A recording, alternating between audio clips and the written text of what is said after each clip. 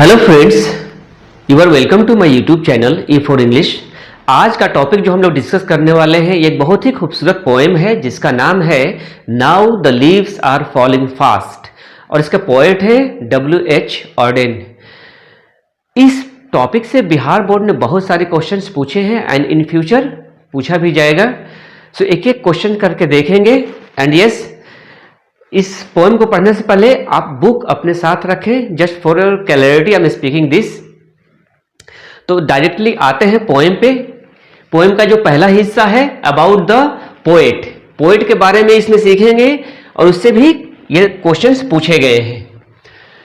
तो पोएम है now the leaves are falling fast और ये W.H. ऑर्डेन इसके पोएट हैं। तो इनका पूरा नाम है वेस्टन हॉफ ऑर्डेन। ये 1907 में इनकी जन्म हुई और 1973 में ये इनकी डेथ हो गई।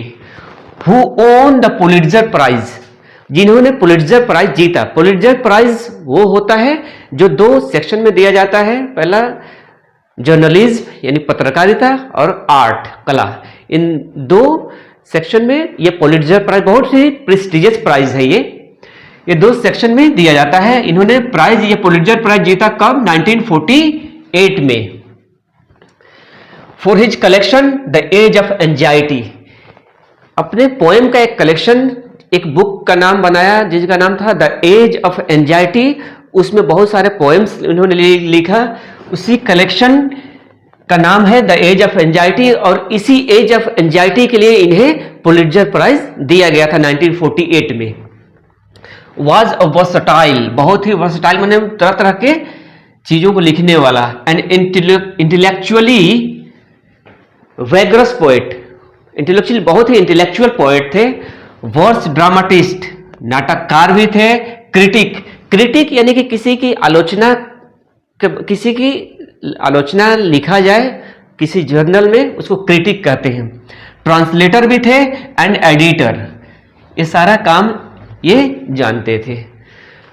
Poetry to him was a serious game, यानी उनके लिए पोएट्री जो थी बहुत ही सीरियस गेम था। यानी कि पोएट्री जो करते थे वो पोएट्री, वो उनको उस चीज को वो हल्के में नहीं लेते थे, बहुत ही सीरियसली लिखते थे। ये क्वेश्चन पूछा भी है कि poetry to him was a serious game, बहुत ही सीरियसली वो पोएट्री लिखते थे। हिज अर्ली पोएम्स, उनका जो शुरू के पोएम्स जो थे, उन्होंने जो लिखा है शुरू के पोएम्स एग्जिबिट, वो दिखाता है हिज इंटरेस्ट, जो रुचि थी उनके इन पॉलिटिकल अफेयर्स, यानी कि राजनीतिक मामले में वो ज्यादा शुरू के पोएम्स लिखते थे। पॉलिटिकल अफेयर्स दिखाता था एंड आइडियाज। बट लेकिन हिज लेटर पोएम्स, यानी कि जो बाद में जो पोएम्स लिखा इन्होंने later poems, but his later poems are overtly Christian and more personal in tone. तो बाद के जो पोएम्स थे वो प्रत्यक्ष रूप से वो जो क्रिश्चियन के बारे में लिखे एंड अपने पर्सनल टोन के बारे में लिखा, खुद के बारे में। ही लेफ्ट इंग्लैंड, उन्होंने इंग्लैंड छोड़ दिया एज अर्ली एज 1939, यानी कि 1939 में उन्होंने इंग्लैंड छोड़ दिया। कहां शिफ्ट हो गए? टू सेटल परमानेंटली, और परमानेंटली मैंने हमेशा हमेशा के लिए सेटल हो गए, बस गए इन द यूनाइटेड स्टेट्स, यानी कि अमेरिका में चले गए वो।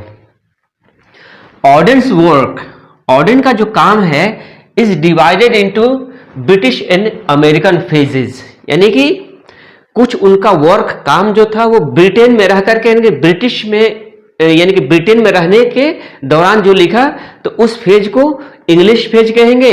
और वहां से जब वो माइग्रेट हो गए, माइग्रेट यानी कि चले गए यूनाइटेड स्टेट्स अमेरिका में, तो वहां जो काम किया तो अमेरिकन फेज हो गया, यानी कि दो फेज में उन्होंने काम किया।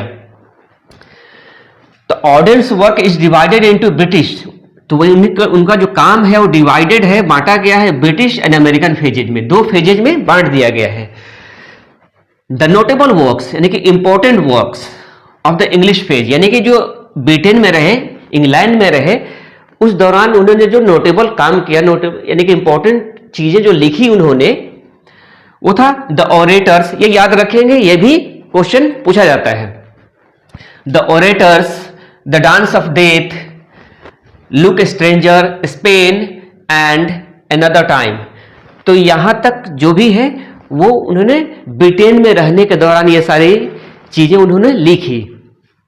फिर द नोटेबल वर्क्स यानी कि important works of the American phase, यानी कि अमेरिका में रहने के दौरान उसमें जो लिखा उसमें शामिल है, इंक्लूड न्यू ईयर लेटर, ये एक अलग हुआ, फॉर द टाइम बीइंग ये अलग है, द एज ऑफ एंजाइटी, और इसी एज ऑफ एंजाइटी के लिए इन्हें पुलिट्जर प्राइज 1948 में दिया गया था।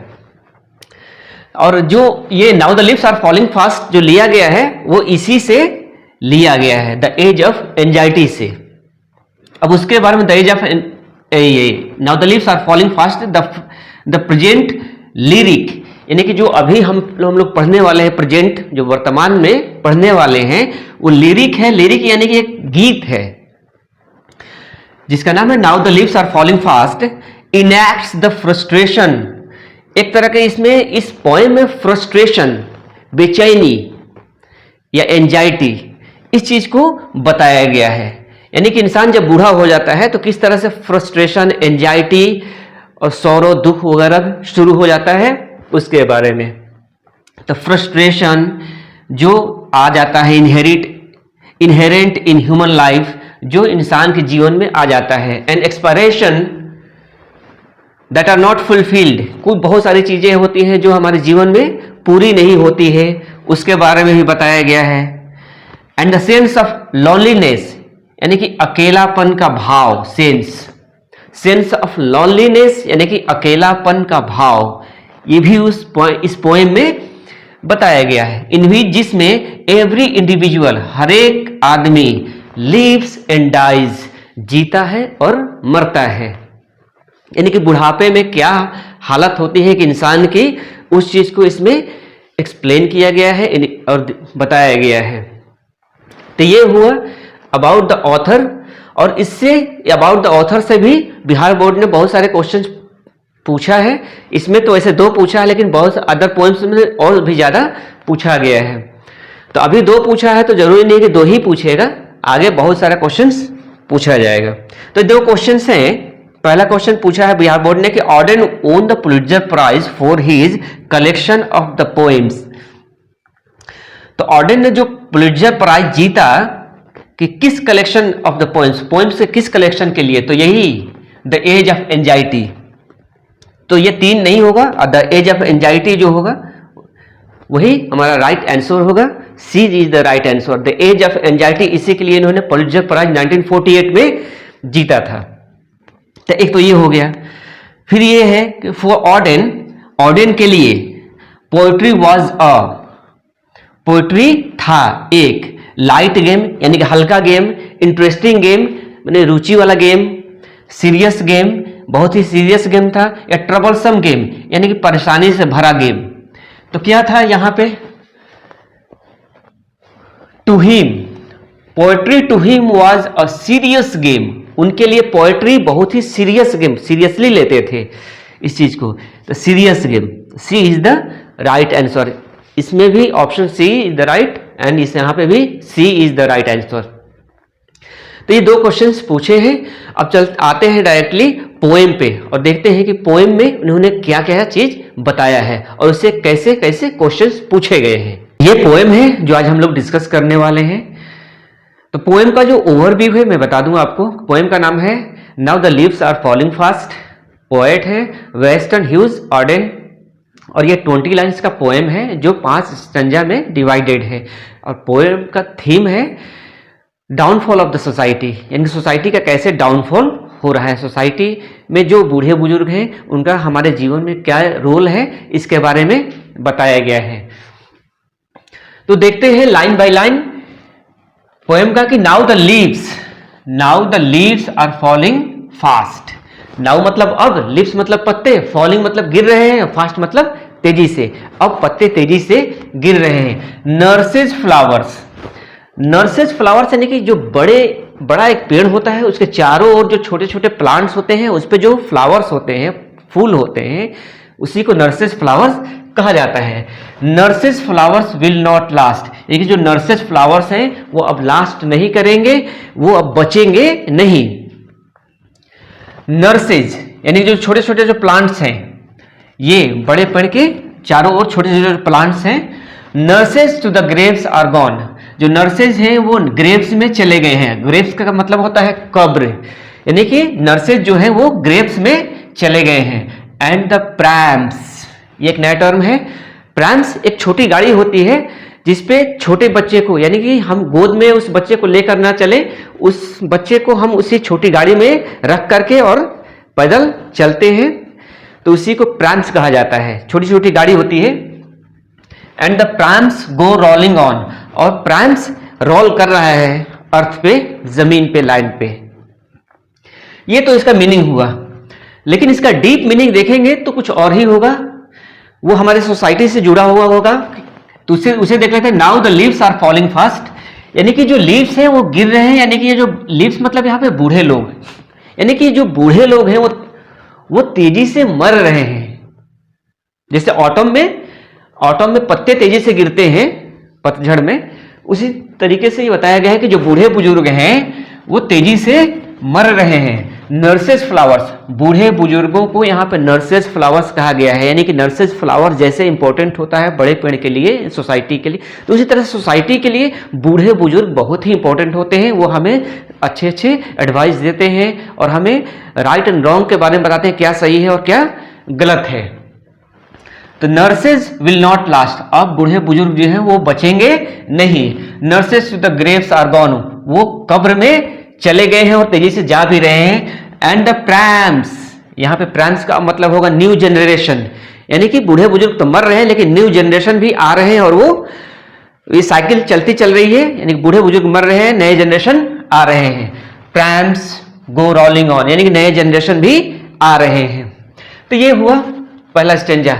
ये क्वेश्चन है जो बोर्ड ने पूछा है, ये इससे नहीं है, जो हम लोग ने अभी about the author, about the poet पढ़े हैं उसी से है कि now the leaves are falling fast. ये जो हेडलाइन है, talks about blank space human life, यानी कि बात करता है ह्यूमन लाइफ के किस बारे में, यानी ह्यूमन लाइफ के बारे में वो किस बारे में बात करता है।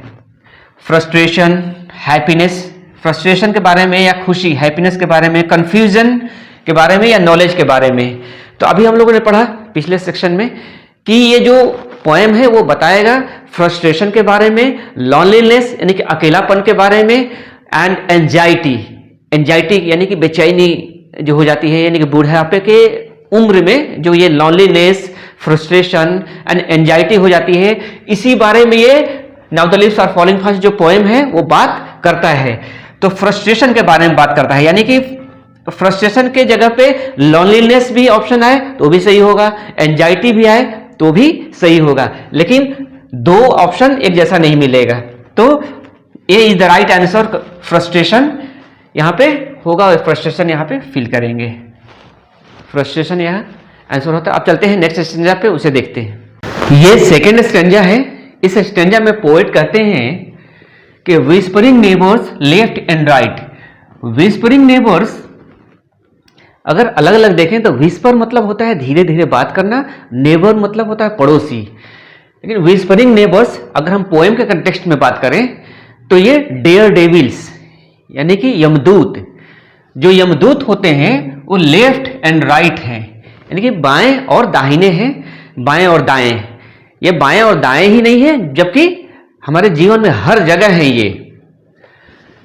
प्लक अस, प्लक मतलब होता है फूल को तोड़ लेना, अस मतलब हमें। From the real delight, real मतलब असली और डिलाइट मतलब खुशी। तो ये जो एजेंट हैं, डेथ के एजेंट जो हैं वो चारों तरफ हैं, और वो हमारे जो असली खुशी है जीवन में उसको वो छीन लेते हैं, प्लक कर लेते हैं, खत्म कर देते हैं। And the active hands must freeze, freeze मतलब होता है जमना, और एक्टिव हैंड्स मतलब जो अभी हमारा जो हैंड्स है हम लोगों का वो एक्टिव है, लेकिन जब बूढ़े हो जाएंगे तो यही जो एक्टिव हैंड होगा वो हमारे नीज यानी कि घुटने पर चला जाएगा। तो जो एक्टिव हैंड्स है मस्ट फ्रीज, वो फ्रीज हो जाते हैं। लॉनली अकेला, सेपरेट, अलग अलग जो नीज हो जाता है, घुटना हो जाता है, उस पर जाकर के वो फ्रिज जैसा हो जाता है। ये जब हम बूढ़े हो जाते हैं तब की बात हो रही है। तो वैसे इससे अभी कोई क्वेश्चन बोर्ड ने पूछा नहीं है, लेकिन ऐसा नहीं कि इन फ्यूचर पूछेगा नहीं। तो हमें ये देखना है कि कोई एक लाइन दे करके वो बोलेगा कि ये जो लाइन है हैज बीन टेकन फ्रॉम, ये इज टेकन फ्रॉम, कहां से लिया गया है, तो वहां हमें याद रखना होगा कि it has been taken from now the leaves are falling fast. तो इस तरह से हम तैयारी करेंगे। अब चलते हैं नेक्स्ट यानी कि थर्ड स्टेंजा पे। ये है हमारा थर्ड स्टेंजा। थर्ड स्टेंजा में पोएट बताते हैं कि dead in hundreds at the back, follow wooden in our track. यहां पे जब इंसान मर जाता है तो उसे एक वुडेन बॉक्स यानी कि लकड़ी का एक बॉक्स होता है, उसमें लटा करके ले जाया जाता है। तो वही कह रहे हैं कि जो ये वुडन होता है, ये कॉफिन, इसको कॉफिन बोलते हैं। तो इस कॉफिन में जब ये ट्रैक पे चलता है, ये कॉफिन पे में लेटा करके मरे हुए आदमी को ले जाया जाता है। तो उसके पीछे पीछे एट द बैक वो हंड्रेड्स यानी कि बहुत सारे लोग होते हैं पीछे पीछे चलने वाले। तो वही कहता है कि dead in hundreds at the back, follow वो चलते हैं, वुडन इन आवर ट्रैक वो पीछे पीछे चलते हैं। आर्म्स रेज्ड, आर्म्स मतलब ये आर्म्स हो गया, रेज मतलब उठाना। स्टीफली टू रेप्रूव, रेप्रूव मतलब होता है आलोचना करना। तो जो आलोचना करने के लिए आर्म्स जो उठाया भी जाता है, उसके पीछे पीछे चलने वाले जो लोग हैं, मरे हुए इंसान के पीछे पीछे चलने वाले जो लोग हैं, वो जो कुछ आलोचना करने के लिए कुछ बात कर भी रहे हैं या कुछ बता रहे हैं उसके बारे में, वो भी क्या है, वो फॉल्स, फॉल्स मतलब झूठा, एटीट्यूड सोचने का एक तरीका, अफलॉग, यानी कि जो वो बोल रहे हैं वो भी एक झूठा ही दिखावा कर रहे हैं, वो भी उसमें भी सच्चाई नहीं है कि वो जो कह रहे हैं वो सही ही कह रहे हैं। यानी कि वो जो कोई मर जाता है उसके पीछे पीछे जो लोग जो जा रहे हैं, आज हमारे सोसाइटी में जो चलते भी हैं, तो वो एक ड्यूटी समझ के ही लोग जाते हैं, न कि कोई असली प्रेम दिखाने के लिए जाता है। तो वही कह रहे हैं dead in hundreds at back, सैकड़ों लोग पीछे पीछे चलते हैं, वुडन बॉक्स के पीछे पीछे जो ट्रैक पे चलता है, जो रिप्रूव करने के लिए या प्रेम दिखाने के लिए हाथ उठाया भी जाता है, वो भी झूठा होता है। और इस स्टेंजा से अभी तक कोई भी क्वेश्चन नहीं पूछा गया है, लेकिन इसको याद रखना है कि ये स्टेंजा जो दिया गया है इसी पोएम से है। चलते हैं नेक्स्ट स्टेंजा। फोर्थ स्टेंजा है। इस स्टेंजा में पोएट कहते हैं starving through the leafless wood, trolls run scolding for their food. इस दो लाइन को पहले समझते हैं। स्टार्विंग मतलब होता है भूखे मरना, थ्रू मतलब से होकर, लीफलेस वुड, लीफलेस मतलब होता है पत्तों के बगैर, बिना पत्तों के, वुड मतलब जंगल, यानी कि जो पत्ते गिर गए हैं और जंगल वीरान हो गया है उसकी बात हो रही है, वो लीफलेस वुड है। ट्रॉल्स मतलब राक्षस जो जंगलों में रहते हैं। देयर फूड अपने भोजन के लिए, यानी कि अपने भोजन के लिए जो राक्षस, अब जंगल वीरान हो चुका है तो राक्षस क्या कर रहे हैं, स्कॉल्डिंग, रन स्कॉल्डिंग, दौड़ रहे हैं इधर उधर अपने फूड के लिए, और भूखे मर रहे हैं थ्रू द लीफलेस वुड, और जो जंगल वीरान हो गया उसमें अब राक्षस भूखे मर गए हैं और इधर उधर वो भाग रहे हैं राक्षस। And the Nightingale is dumb and the angel will not come. और नाइटिंगेल जो है, नाइटिंगेल मतलब होता है वैसे बुलबुल, अब बुलबुल भी जो है अब वो डम हो चुकी है, वो गूंगी हो चुकी है। एंड द एंजल, एंजल मतलब देवदूत या फरिश्ता, विल नॉट कम नहीं आएंगे, यानी कि जो अब देवदूत हैं या फरिश्ता हैं वो भी अब नहीं आएंगे। तो नाइटिंगेल यहाँ पे अगर मीनिंग को हम लोग अपने सोसाइटी से जोड़े तो जो बुराई है, जो ट्रॉल से बुराई है वो चारों तरफ फैलती जा रही है, और फैलने पे हो क्या रहा है कि नाइटिंगेल जो अच्छे लोग हैं वो भी बोलना बंद कर चुके हैं, वो भी गूंगे हो चुके हैं, और जो फरिश्ते हैं या देवदूत हैं वो भी अब हमें बचाने के लिए नहीं आएंगे। तो ये मीनिंग हुआ।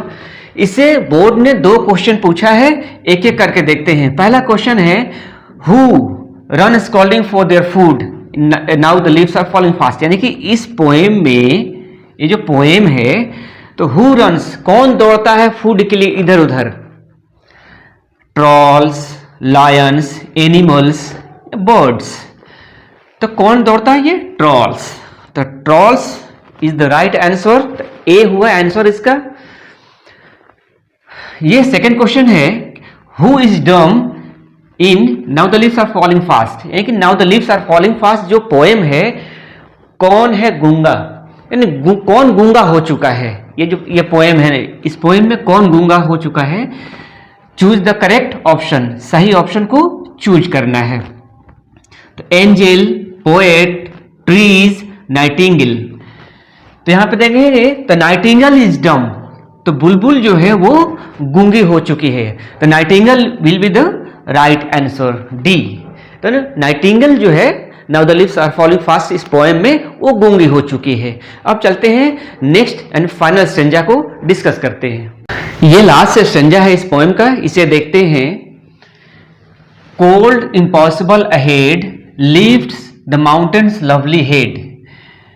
लिफ्ट मतलब उठाना होता है, माउंटेन्स लवली हेड, हेड मतलब सिर, अहेड मतलब सामने, यानी कि सामने जो माउंटेन का हेड है, सिर है, जो उठा हुआ है, लिफ्ट करता है, वो सामने वाला बहुत ही ठंडा है और बहुत ही सुंदर दिखाई दे रहा है। हुज वाइट वाटरफॉल, जिसका सफेद वाटरफॉल, वाटरफॉल मतलब होता है झरना, जिसका सफेद झरना कुड ब्लेस, वो आशीर्वाद देगा। आशीर्वाद देने का यहाँ पर अर्थ मतलब है कि प्यास बुझाएगा। किसका प्यास? तो ट्रेवलर्स, जो यात्री हैं, इन their last distress. Last distress मतलब मृत्यु, जब किसी जो बहुत ही डिस्ट्रेस में रहे या किसी की मृत्यु हो जाए, वहां वो प्यास कौन बुझाएगा? तो वाइट वाटरफॉल, किसका? तो माउंटेन का। यहाँ पे अगर हम अपने सोसाइटी से जोड़ें तो कह रहा है कि जो माउंटेन है वो अच्छे लोगों के बारे में बताया जा रहा है, कि जो अभी ऐसा नहीं है। यहाँ पोएट थोड़ा सा ऑप्टिमिस्टिक हो जाता है, यानी कि आशावादी। कहते हैं कि लाख बुराई है दुनिया में, हमारे सोसाइटी में, लेकिन कुछ अच्छे लोग भी हैं।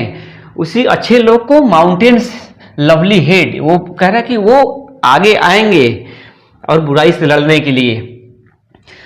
तो वो आगे आएंगे और जो लास्ट डिस्ट्रेस, जो मृत्यु जिनकी हो गई है या जो बुराई फैल गई है, उस बुराई को वो खत्म करेंगे। तो इससे ये पोएम यहाँ खत्म होता है। जो इससे क्वेश्चंस पूछे गए हैं इस स्टेंजा से, उसको देखते हैं। पहला क्वेश्चन है कि whose white waterfall could bless travellers in their last, यहाँ पे फिल करना है। तो डिस्ट्रेस होगा, सैडनेस होगा, हैप्पीनेस होगा या टीयर्स होगा। तो travellers in their last distress, तो यहाँ पे डिस्ट्रेस होगा। तो A is the right answer. आसानी से ये हम इस क्वेश्चन को डील कर सकते हैं। सेकेंड क्वेश्चन है कि travellers in their last distress is from, ये जो लाइन है यहां से यहां तक, वो इज फ्रॉम से है, यानी किससे लिया गया है। Now the leaves are falling fast, इससे लिया गया है, या एन एपिटैफ, ऑडिट गॉटम, द सोल्जर। तो ये जो लाइन जो ली गई है वो now the leaves are falling fast से ली गई है। अब ये क्वेश्चन है जो कि इस स्टेंजा से नहीं है, लेकिन इस पोएम से देखेंगे कि अकॉर्डिंग टू ऑर्डेन, ऑर्डेन के अनुसार, अकॉर्डिंग मतलब अनुसार, ऑर्डेन के अनुसार ह्यूमन लाइफ, यानी कि मनुष्य का जीवन इज नो बेटर देन, से बेहतर नहीं है। यानी कि मनुष्य अकॉर्डिंग टू ऑर्डेन, ऑर्डेन के अनुसार मनुष्य का जीवन किससे बेहतर नहीं है। ड्रीम, सपना, डेथ, मृत्यु, जर्नी, यात्रा, स्लीप, नींद। तो किससे बेहतर नहीं है? तो ये death, death will be the right answer, कि according to Auden human life is no better than death, यानी कि ऑर्डेन के अनुसार ह्यूमन का जो लाइफ है वो मृत्यु से बेहतर नहीं है। तो ये पोएम यहाँ खत्म होता है। होप कि आपको ये पोएम अच्छा लगा हो, और अच्छा लगा तो अपने दोस्तों से शेयर करें और वीडियो को लाइक करें और ज़्यादा से ज़्यादा सब्सक्राइब भी करें। Thank you, thanks for watching this entire video. Thank you.